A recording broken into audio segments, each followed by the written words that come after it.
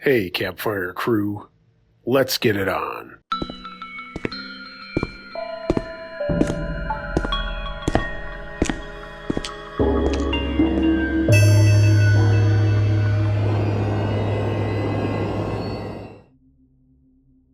Something Out There by 72 Shane.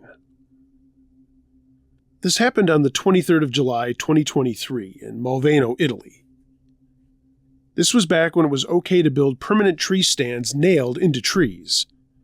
I had scouted out a new area and settled on one where an oak flat joined a big, thick swamp. It was pretty open, except one grove of head-high palmettos and brush that came from behind my stand and went into the swamp. I was able to climb into a fork of an oak tree by climbing a small dogwood next to it. After hoisting up my wood and nailing up a very stable platform and sealing it at about 15 to 20 feet up, I dumped out some corn and then left. This was in the summer as I was hog hunting. It was 2 weeks before I made it back to hunt, and everything was fine as I walked in before daylight and got settled in. I noticed the corn was gone and lots of fresh hog signs that I could see by my small light. After everything got quieted back down, as I sat in the dark, I kept having the feeling of being watched. Now, I've hunted, camped, and grew up in the woods and am completely at home day or night in the darkest, deepest swamps. I never had this kind of feeling. I wasn't scared because I didn't know what it was. I just couldn't put my finger on it. The feeling never changed, but I couldn't get used to it. I was just on edge. I never saw or heard any animals that morning that I can remember, until I was climbing down about mid-morning. I had lowered my rifle and was in the process of slithering from the oak to the little dogwood when I saw something out of the corner of my eye about the same time that I heard it. I heard a crash and just barely caught sight of something running through the palmettos parallel to me. Now I say barely because it looked like a huge brown dog, maybe man-high. Honestly, I thought buffalo instantly. I mean, how crazy is that? It crashed through the thicket, and I heard it hit water. It sounded like a herd of hogs plowing through. I wrote it off as a jumping deer. But, like I said, when I glimpsed it, it looked different. I thought about what I had seen and the feeling that I had had all morning as I drove back home to do a little work before hunting again that evening. Around 2 or so that afternoon, I was again walking back into that stand, still thinking about the oddness of the morning. It was only a quarter of a mile walk or so, and I was there and settled in quick enough. Again, everything was oddly quiet.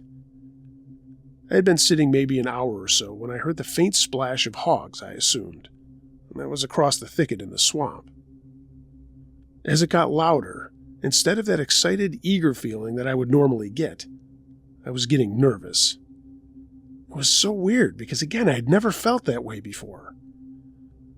Well, what I thought were a bunch of hogs turned out to be one single critter. When it was within 100 yards, I could hear it plain and clear. Whatever it was in no hurry, and it stayed out of sight on my blind side across the thicket. I had scouted all this out, and I knew that the water that this thing was in was waist deep on me, and this thing was picking up its legs or feet clear of the water as it walked.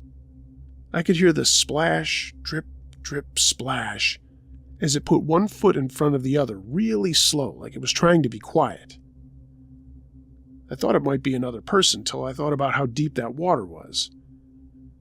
I would never point a gun or a noise or anything I wasn't planning to kill dead. But as that noise got louder and got to the edge of the thicket, I was looking down the barrel. My gun was still unsafe, and my finger was off the trigger, but still, you had to know me to know how serious this must have been. I was actually shaking. Well, this thing got to the edge of the water about 40 yards of thicket before the open ground between us. It crashed about 10 or 15 yards and then went quiet. I mean, deathly quiet. No sounds. No frogs, no crickets, no birds, no nothing. I might have imagined it, but I could hear something every now and then, like it was slowly slipping in on me. It was getting dark by then, and to say I was shaken would be an understatement. I never saw or heard anything else that evening, but I walked out backwards right before dark. I was so put off by it, I had forgotten my bag, a fanny pack, hanging on a nail in the stand. I realized that while I was driving home. I told my grandfather about it that night, and he of course made fun of me. If all that wasn't bad enough, here is the most crazy part that folks don't believe. It was 2 days later before I got the nerve to go back up after my bag. I carried a shotgun this time as I felt more secure with it, though I doubt I could have hit anything at this point. It was an old rabbit ear, and I kept my thumb on the hammer the whole walk in. And of course I went in at noon. I kept my eyes peeled as I slipped in toward my stand. Like I said, it was pretty open except the thicket which would be on the other side of my stand from where I was coming in. I got about 35 yards or so from my stand and glanced up. It was gone. I didn't see it piled on the ground below, but it for sure was not in the tree. I could see white all around where it was, like the bark had been scratched and clawed all to hell, and my bag was still hanging on the nail. I never looked back, and to this day I have not been back to that swamp. A few years after my little incident, it was all clear-cut and part of that swamp was filled in. There are houses there now. I've told a few people about this, but I usually have to drink a few to talk about it. Kind of like now. Only one person has believed me, but he won't tell me why. He also hunted that general area, and I think he might have had a run-in with something as well. I'm not really asking anyone to believe my story, but I just thought I would tell it. I have heard of plenty more strange things around those parts, but I'll save them for another day.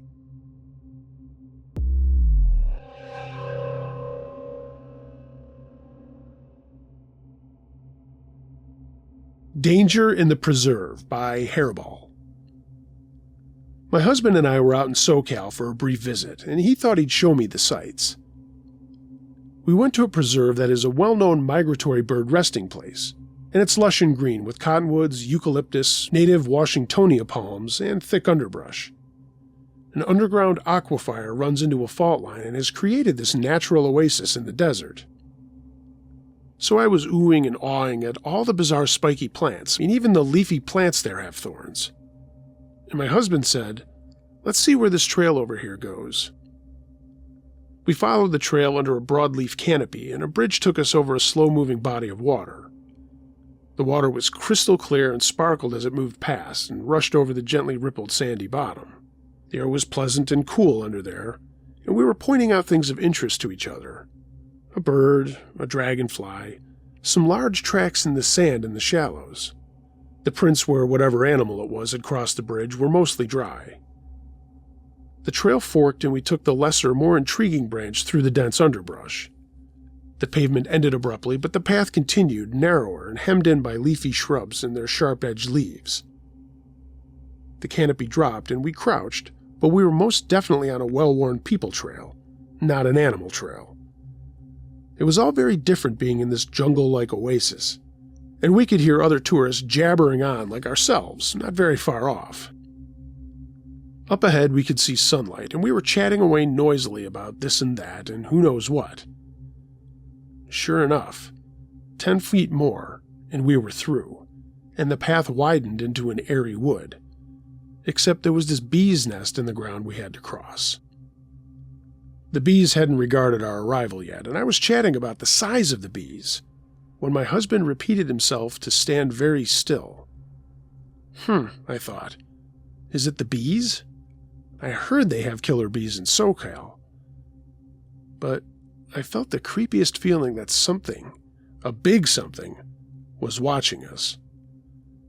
My husband wasn't talking about the trees. This thing was watching him. It made his skin crawl.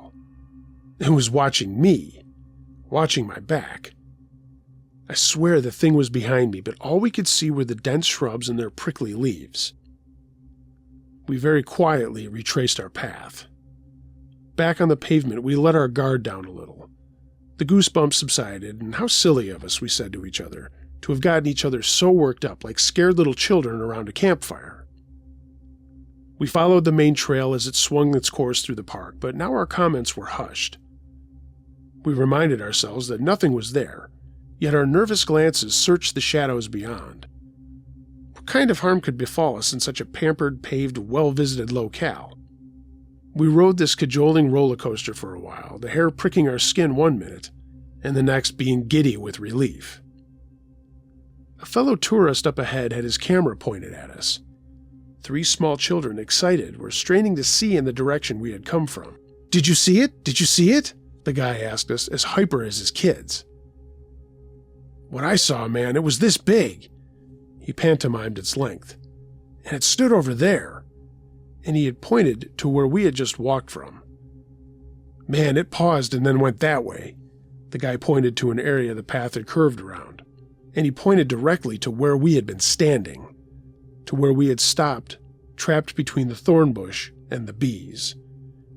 "Guys, I'm not kidding you, man, no more than 5 minutes ago. Surely you saw the mountain lion." "No, we didn't," my husband said, and we looked at each other. My husband said to the guy, "Maybe now's not a good time to be out here with your kids. That's a really bold cat to walk in front of you like that. You know, these cats have been known to eat people." The guy just blew it off and said, "Nah, not here. I'm going back to get a picture of it, and I want the kids to see a real live cat. This is great." We left him and his family there. I guess the cat wasn't hungry that day, but later that same year, a woman was mauled to death at that park. It's a nice park. Lots of spiky-leaved plants and lots of wildlife. If you ever have a chance to do some birding there, by all means go. But please, be safe.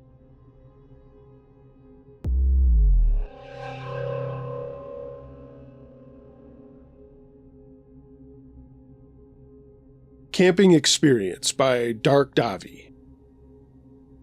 Me, a 14-year-old male, and my friend group, all around the same age, all love one thing: sailing. We all live in Italy, and there was an upcoming boat race. That's where we're all from. We decided to participate. The lake hosting the race was surrounded by a lot of green area and camping, and my friend suggested we spend the nights that we would have to sleep when there in one of the campgrounds. We brought our tents and sleeping mats, and we found the perfect spot, kind of isolated with a beautiful view of the lake. But there was one small issue. The campground was more like an open space in a little forest, so we were surrounded by trees, with the only way to get in and out being a narrow dirt road. Our parents had come along in a camper, and they parked there, us teens prepared to sleep outside while the adults would sleep in the camper. We had a shit ton of fun joking and starting a fire, all the things that you do on a camping trip. When it was time to hit the sack, we all went in our tents and drifted off into our dreams. Well, I hope so for my friends, but that's not what happened to me. I just couldn't sleep, probably because of the uncomfortable number of cokes I had downed just a few hours prior. As I stared at the tent ceiling, I started having this gut feeling that we weren't alone out there, that there was something, or even worse, someone, out there with us. I didn't think much of it and tried to sleep until I heard a loud sound of a tree branch breaking, and I wasn't the only one to hear it. My friend who was in the tent with me suddenly woke up and whispered, "What was that?" I told him that it was probably an animal wandering around and broke a tree branch on the ground. As often occurs in forests. As I kept explaining it to him, my friend signed for me to shut up and listen. We heard footsteps. We could hear something moving through the leaves and branches on the ground. What happened next, though, is scary. We were suddenly woken up by the camper's anti-theft alarm going off. We all peeked out of our tents just in time to see the silhouette of a man running away in the woods, with a crowbar in his hand.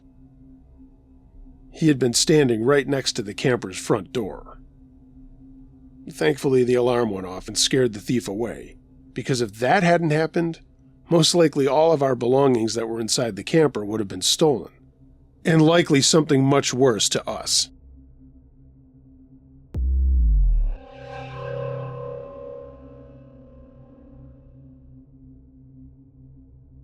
What the Hell? Submitted by Gilligan the Skipper. Man, this was creepy as hell.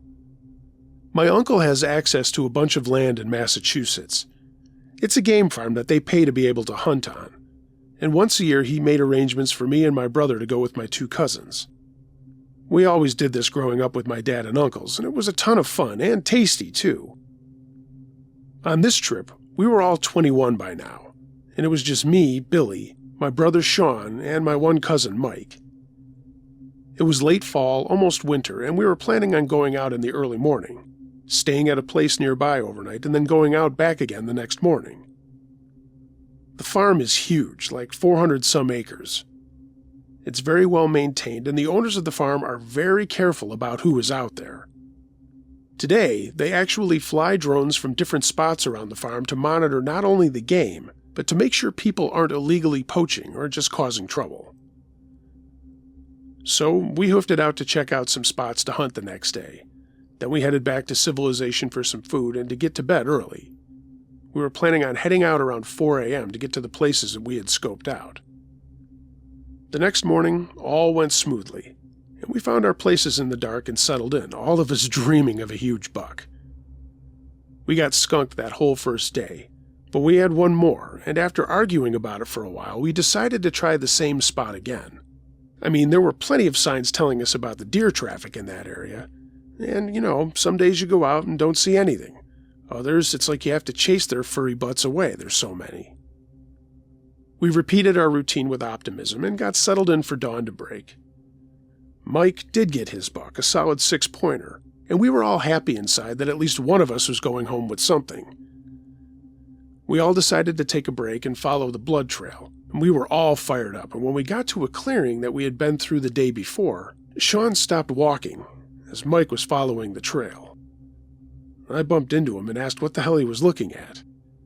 Mind you, no one else had noticed, but in the clearing, which was only about 30 yards in diameter, a circle surrounded by trees, something was very off. I saw it and said, "What in the fuck is that?" Mike looked up and was quiet for a moment before saying, "Holy shit."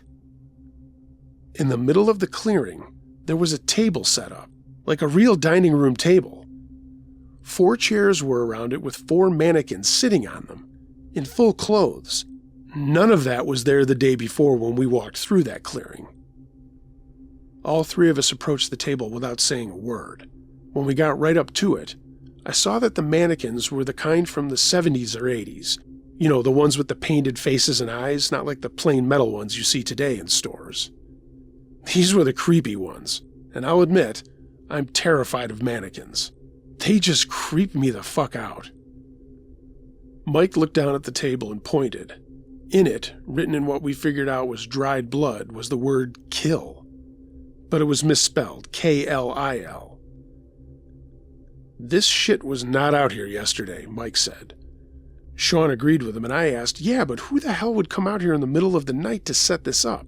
If it was to spook us, how would they know we'd be coming back, or anyone would be out here at all?" Mike piped up again. "Guys, let's just get my buck and get the fuck out of here." We agreed and slowly backed away from these creepy-ass mannequins. Mike picked up the trail, and we found his kill. We took some photos and then dressed the buck and walked back to the truck. We had to pass by the mannequins again, and we all kept staring at the scene as we quickly went by. When we returned to report our kill, we told the owners what was out there when we got back. He stood looking at us incredulously. "You guys are the only ones out there, you know that, right?" he said. I didn't know what to say back. Then the owner took a step back and popped up the brim of his ball cap. "You guys aren't just bullshitting me, are you?" We said, "No, sir, we're not kidding. That's really what it is, a dining room table with 4 mannequins." He shook his head, then called for his brother. They were going to go and check it out. We did everything that we had to secure the buck to the truck, and then were hanging out to see if he would get back before we were heading home. It was only about an hour and a half later, when the owner came out with his brother. They drove up on quads. The look on his face was a little strange. We asked him, "Hey, did you see it?" And he shook his head. "No, there's no dining room table out there. And we said, "No, we're serious. We really saw that." And he said, "Oh, I believe you." Then we said, "Well, why do you believe us if you didn't see it?" And he told me something that chilled my bones to this day. All 4 mannequins were still there, but no longer around a table. The table had disappeared. The mannequins were hanging from nooses in the trees. He said he was going to call the state police and asked us to stick around to tell the story, so we did. The state police got there, went out and took a look for themselves, then talked to the owner about stepping up his security measures. To this day, we have no idea who did that. We have no idea why they did that. But I tell you what, that scared the hell out of me. My fear of mannequins didn't need any more fuel to that fire. We've been back to hunt many times, but nothing like that has ever happened again. Uncle Josh note here. If you know me personally, which none of you really do, and now you will know this fact about me, I also am terrified of mannequins. That episode of The Twilight Zone, The After Hours, haunts me to this day. Every time it's on, I watch it, but I'm telling you, those creepy-ass mannequins, not the ones that are like all silver now, whatever. I was just chatting with my bride about this, but the ones that I grew up with, like the guy mentioned, like in the 80s and the 90s, that had those eyes, those painted eyes, and sometimes they had like marbles for eyes. Holy shit. Freaks me the fuck out every time I see one. I guess I'm being childish and I don't know if I'll ever get over that fear, but yeah, that's me. Mannequins and me do not mix.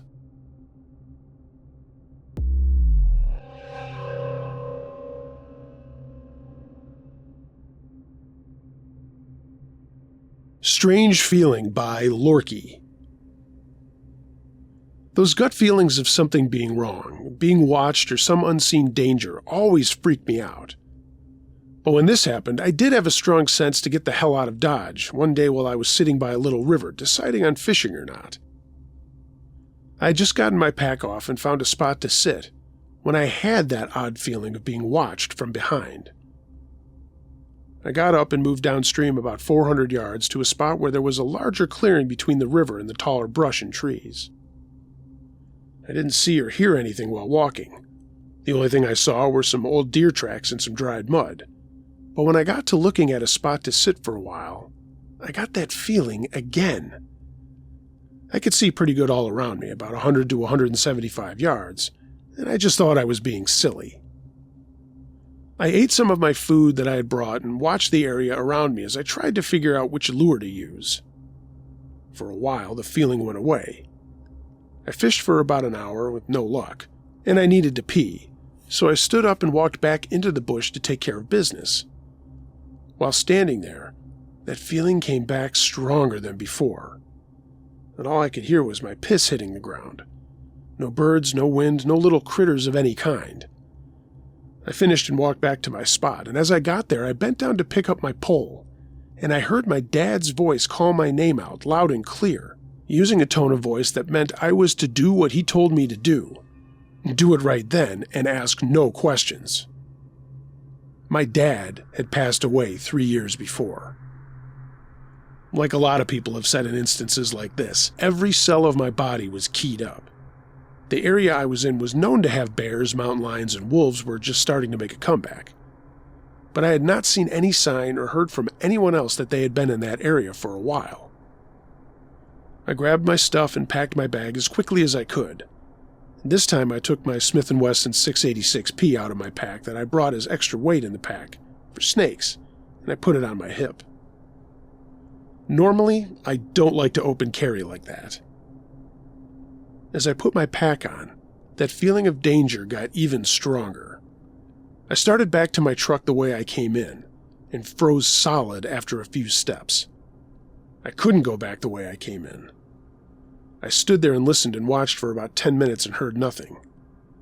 The river was running slow, so it hardly made a sound, and I looked all around me, and every time I looked back up the trail that I had come in on, I got more and more nervous. The trail looped around back to my truck, but it was about a 2-mile walk versus a 3/4-mile walk the way I'd come in. So I went the long way back, and when I got to my truck, something had been there and scratched it up pretty good on the driver's side and tailgate. I don't have a clue what it could have been because I was in a designated parking spot that had just been graveled. There were scuff marks in the gravel, but I couldn't find anything that looked like a print from a man or an animal. That feeling of danger did not go away until I had driven up to the top of the ridge and was just about back onto pavement. When I got to a T in the road, there was a game warden and a sheriff deputy parked and talking. They were kind of blocking the road as I pulled up, and they got out and walked over to my truck to talk with me. The conversation started normally. I told them I was fishing with no luck down at the river, so I decided to come back, and when I mentioned my truck had gotten all scratched up while parked, they got quiet and lost their smiles. They looked at each other. Then they asked what time I had parked and which way I had gone up or down the river, and if I had noticed anything around the parking lot. I said I saw some scuffing in the gravel, but nothing else. I didn't say anything about weird feelings, and again, they looked at each other and said, "Okay, have a nice day," and then went and moved their trucks off the road. This all happened between 10 a.m. and 3:30 p.m. of that day in late May of 2005. I never went back as I moved to Spokane at the end of June. I would have just thought I was being paranoid being out there by myself, but the way those two cops acted made everything else feel even stranger. I'd like to go back someday, but if I do, I'm going to take a buddy along, and maybe my shotgun.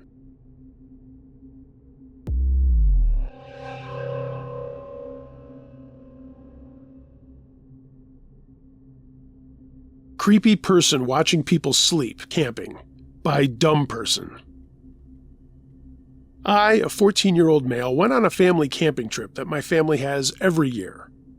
My uncle, a 37-year-old male, and I were put in one tent, while everyone else, such as my grandmother, who was 65, and my mother, 41, and my little cousins, were put in the other. Me and my uncle were pretty close. He's my father figure in my life, and he also likes the same things that I like. So we get along pretty decently, but we can annoy each other too. After spending the day setting up camp and my uncle getting berated with insults from his stepdad, we decided to relax by the campfire. After everyone else went to sleep, my uncle and I decided to hit the sack too. We laid down on our sides and our heads were by the back door with a window. We had that open because we both can't deal with warm air. My uncle then started joking about how it would be crazy if someone decided to stare down at us while we were sleeping from that window. A little while later, we smelled a skunk, so my uncle's first idea was to sit up and go to the front door that we had gotten through, where there was a window, and he started barking like a dog. The skunk ran away, but it sprayed near the cars. We then decided to get out and see if the skunk had gotten into anything, as it was trying to get into a bag of chips my uncle had left out. It hadn't, and my uncle decided to bring it inside our tent. We tried to fall back asleep, but a few minutes later, something was trying to open the back door of the tent, the zipper, the one by our heads.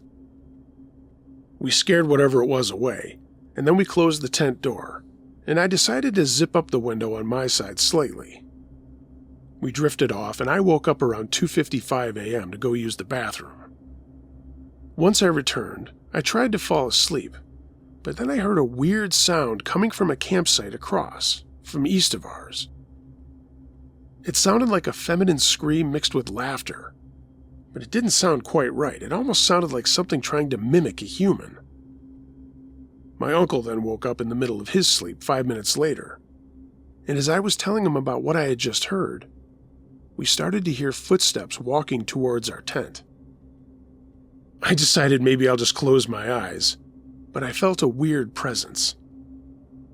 Around 4:05 that morning, my feeling got more intense, like I was having that feeling of being watched. So I slightly turned my head towards the front door, and then I saw a hand gripping onto the side of our tent from the outside. So I continued to look towards the door, and I saw this guy.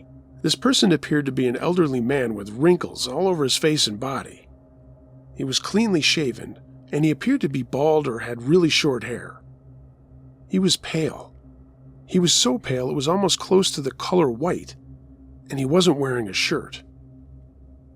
Once he realized that I saw him, he ran off, and I soon heard a car from the campsite on the southeast drive off. The next day, my grandmother decided to talk to the two elderly women from the other campsite, because they were around her age, and they told her that one of their husbands wouldn't leave on the day or night that I saw the guy, and that he had taken off in the morning. That person was supposed to return in the next few days, but I was freaked out. Why the hell did he come all the way over to our campsite and stick his face in our tent? I wasn't sure, and no one answered my question, but I made sure to keep my side windows zipped up on both ends.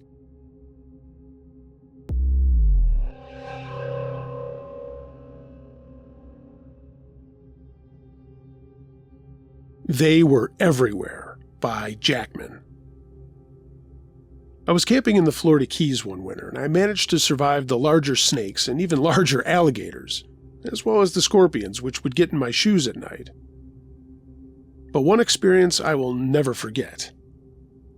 My campsite was next to an old rock quarry which had filled with water and made a good place for swimming and getting water from. There was also an old dump site close to that quarry with piles of stoves and fridges and other junk. It had been there for a while, but nothing new had been added to it for a long time. One day, this guy showed up and told me that they were going to clean up the dump and burn some of the junk, so I'd better move my tent. So I gathered up all of my belongings and moved a few hundred yards back into the woods. That day, they started burning the garbage, and I thought nothing about it until I climbed into my tent at night. As soon as it got dark and I was falling asleep, my tent became covered with hundreds of rats. I guess they had moved out of the dump because of the fire and were just wandering around looking for food.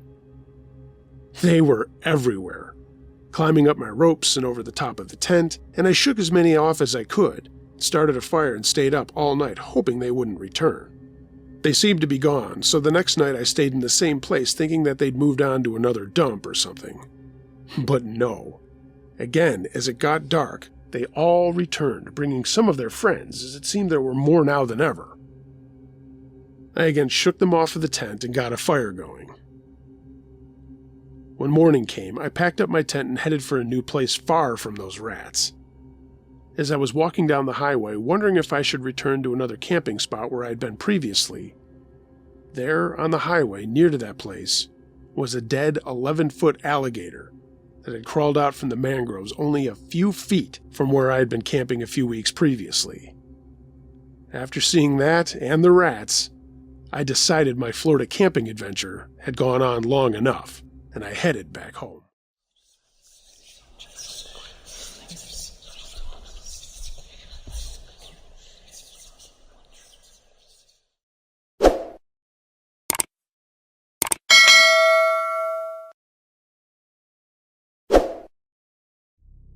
Hey gang, thanks for listening to this episode of Uncle Josh's True Scary Stories. If you have a true scary story of any nature that you'd like to hear narrated on this channel or my podcast, email it to unclejoshtruescarystories@gmail.com. I read them all. Please take a minute to give this video a thumbs up. If you're not subscribed to the channel, it'd be awesome if you would. And of course, hit the notification bell for every time I upload. Follow me on social media, there's links to that in the description. And if you'd like to take your support of the channel even further, find a link to my Patreon page, as well as a link to my storefront on tpublic.com. Get yourself some Campfire Crew and Uncle Josh merchandise.